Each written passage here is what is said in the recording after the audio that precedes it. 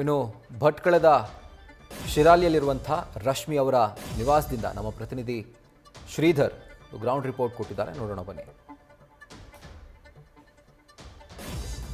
Okay, join ಆಗ್ತಾ ಇದ್ದಾರೆ ಶ್ರೀಧರ್. ನನ್ನ ಧ್ವನಿ ಕೇಳಿಸ್ತಾ ಇದೆಯಾ? ಈಗ ಶ್ರೀಧರ್, ಈಗ ರಶ್ಮಿ ಅವರ ಮನೆಯವರ ಒಂದು ಮರುಕ ನಿಜವಾಗ್ಲೂ ಹೇಳುತ್ತಿರೋದು. ಸೊ ಯಾವಾಗ ಕೊನೆಯದಾಗಿ ಅವ್ರ ಜೊತೆ ಮಾತನಾಡಿದಂತೆ, ಏನು ಡೀಟೇಲ್ಸ್ ಲಭ್ಯವಾಗ್ತಾ ಇದೆ? ಏನಾಗಿದೆ ಅಂದರೆ ಸೀಬರ್ಡ್ ಬಸ್ ದುರಂತ ಪ್ರಕರಣಕ್ಕೆ ಸಂಬಂಧಿಸಿದಂತೆ ಶಿರಾಲಿಯ ರಶ್ಮಿ ಅವರು ಇದೀಗ ನಾಪತ್ತೆಯಾಗಿದ್ದಾರೆ ಅನ್ನುವಂಥ ಒಂದು ಮಾಹಿತಿಯ ಪ್ರಕಾರ ಅವರ ಕುಟುಂಬಸ್ಥರು ಈಗ ಚಿತ್ರದುರ್ಗಕ್ಕೆ ತೆರಳಿರುವಂಥದ್ದು.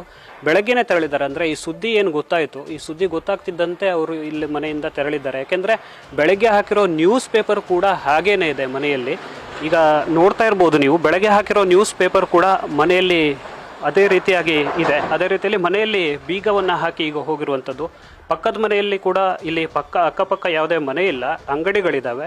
ಇಲ್ಲಿ ನಾವು ಈಗ ಪಕ್ಕದ ಅಂಗಡಿಯವ್ರನ್ನ ವಿಚಾರಿಸಿದಾಗ ಅವರು ಹೇಳಿರುವಂಥದ್ದೇನು ಅಂದರೆ, ಇಲ್ಲ ಬೆಳಗ್ಗೆ ಅವರು ತೆರಳಿದ್ದಾರೆ ಅನ್ನುವಂತಹ ವಿಚಾರ. ಅದೇ ರೀತಿಯಲ್ಲಿ ಅವರ ತಾಯಿ ಏನಿದ್ದಾರೆ, ತಾಯಿ ಅವ್ರನ್ನ ಕರ್ಕೊಂಡು ಹೋಗೋಕ್ಕಾಗಲ್ಲ ಅನ್ನುವಂತಹ ಒಂದು ನಿಟ್ಟಿನಲ್ಲಿ ತಾಯಿ ಅವರನ್ನು ಏನು ಮಾಡಿದ್ದಾರೆ, ಅವರು ಸಂಬಂಧಿಕರ ಮನೆ ಏನಿದೆ, ಸಂಬಂಧಿಕರ ಮನೆಯಲ್ಲಿ ಬಿಟ್ಟು ಹೋಗಿರುವಂಥದ್ದು. ಇದೀಗ ನಾವಲ್ಲಿ ಚಿತ್ರದುರ್ಗದಿಂದ ಕೂಡ ನಮಗೆ ಅಪ್ಡೇಟ್ಸ್ ಏನು ಲಭ್ಯ ಆಗ್ತಾ ಇದೆ ಅಂದರೆ, ಅಲ್ಲಿ ಏನಾಗಿದೆ ಅಂದರೆ ಅವರ ಅಕ್ಕ ಕೂಡ ಅಲ್ಲಿ ತೆರಳಿರುವಂಥದ್ದು. ಅಲ್ಲಿ ಬಾಡಿಯನ್ನು ಗುರುತಿಸುವಂತಹ ಕಾರ್ಯ ಕೂಡ ನಡೀತಾ ಇದೆ.